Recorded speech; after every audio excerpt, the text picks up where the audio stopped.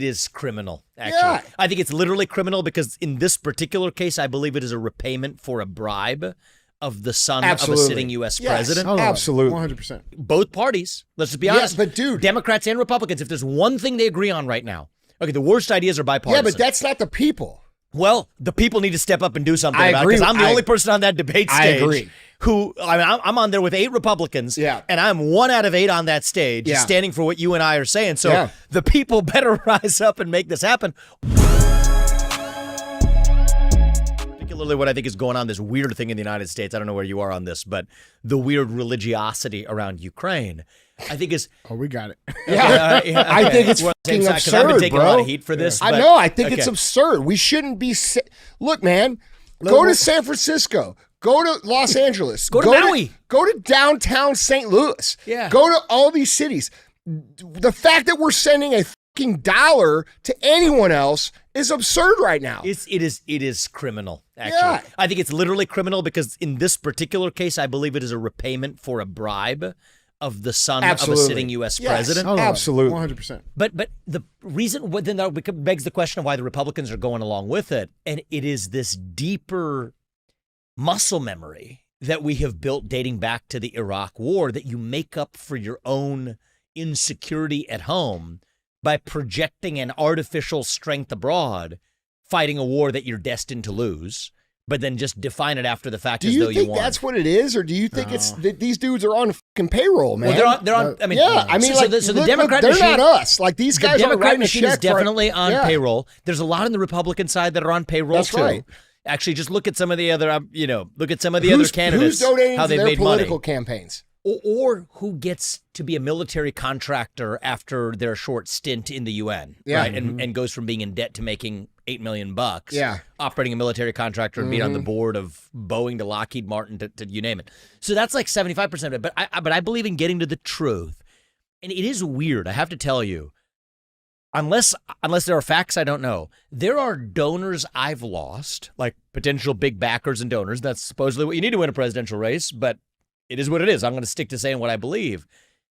Who I don't think, I have no basis to believe, have direct financial interests that benefit from the war.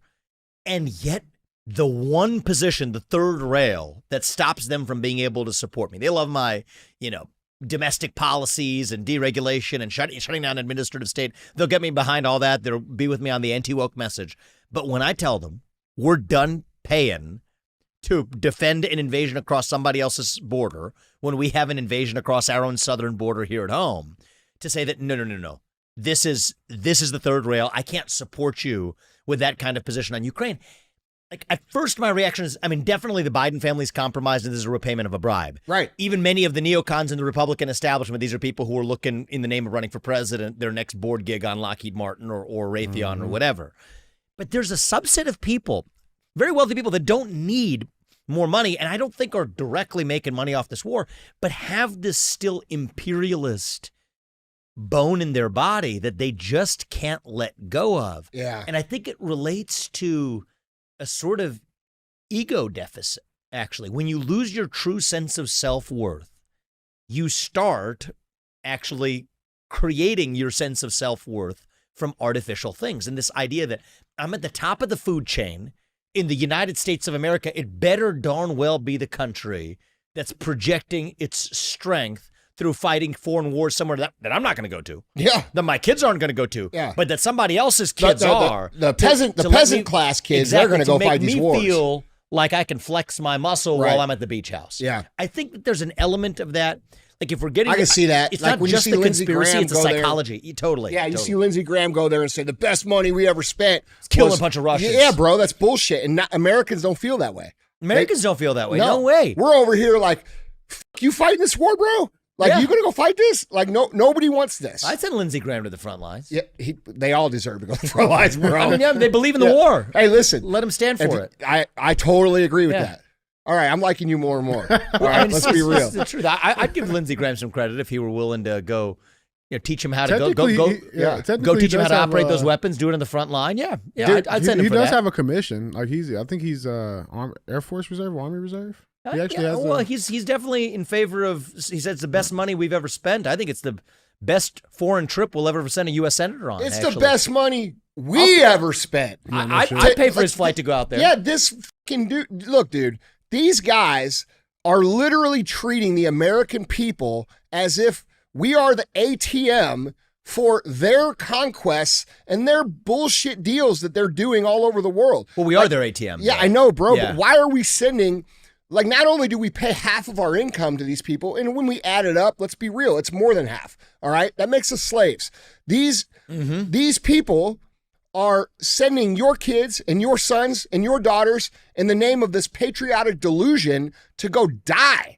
Like this, it's absurd. I just posted that video of the Gold Star families on my Instagram. Dude, that was heartbreaking to watch.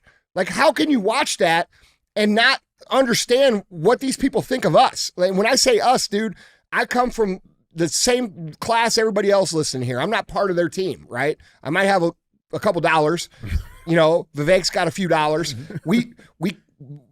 But like, dude, we're not part of their crew. Yeah. And like, these people see us, the people, as their way to finance, their way to get wealthy, and they're soldiers to fight their wars. And this is absurd, dude. This is not what we're here to do. No. And you know, the funny thing is there's this mythology around it too, right? If you rewind 2-3 years ago, even the mainstream New York Times style media was talking about the fact that Ukraine has some serious Nazi issues domestically, okay? Yeah. Right. This is a guy, you know, this Pied Piper of Hamelin in cargo pants that somehow has become an American god, substitute for a modern religion is, who needs God when you have Zelensky? Yeah. You know, is a guy who has actually shut down 11 opposition parties. He is a guy who has consolidated all media into one state media arm, and he is trying to chain gang us into a war, right? Yeah. He's rooting for World War because, I mean, say what you will about the guy, you know, comedian in cargo pants, he still is doing what might be in his own self-interest and arguably what he thinks of as his job. If you chain gang these guys into war, then at least that's good for Ukraine.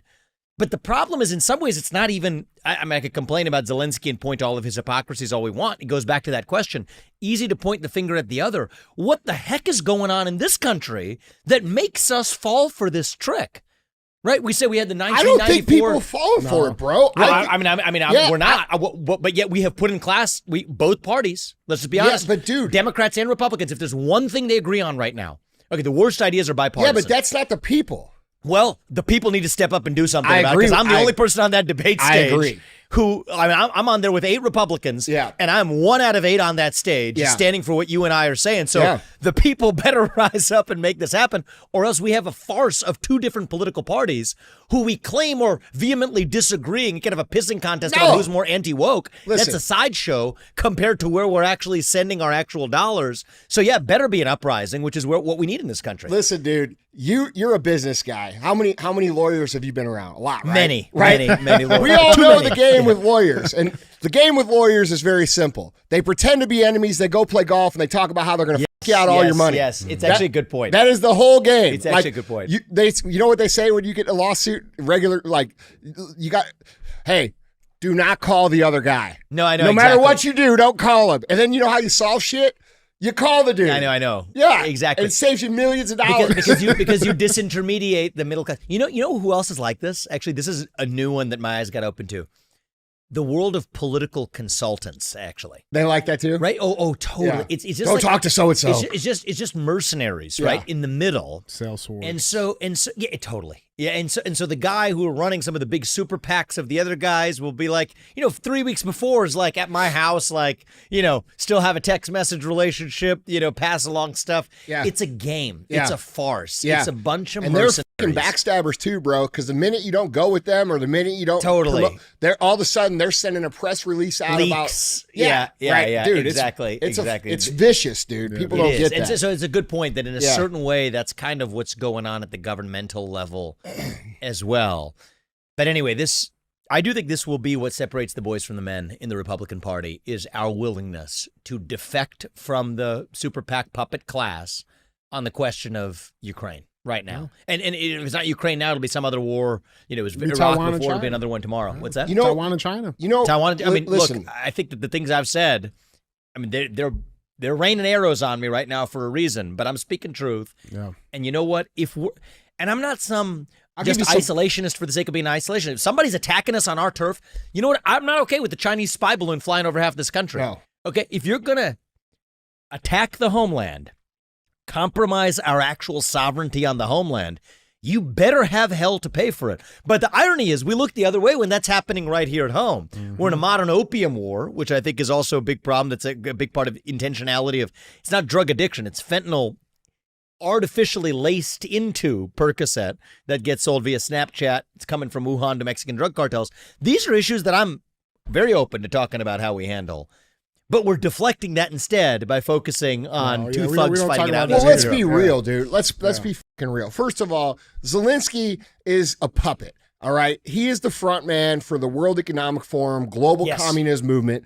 We'll talk about that. You guys are getting into it. Yeah, listen, he's the front man. Yeah. The reason he's an actor is because he's actually an actor. He's literally an actor. Right. Yeah. And the reality of what's going on in the world is we have a compromised president who's taken millions of dollars to make policy decisions that are not in the interests of the American people. They are in the interests of China and other countries, and that's why we have an open border, and that's why we have crime wave, and that's why we have all this crazy shit going on.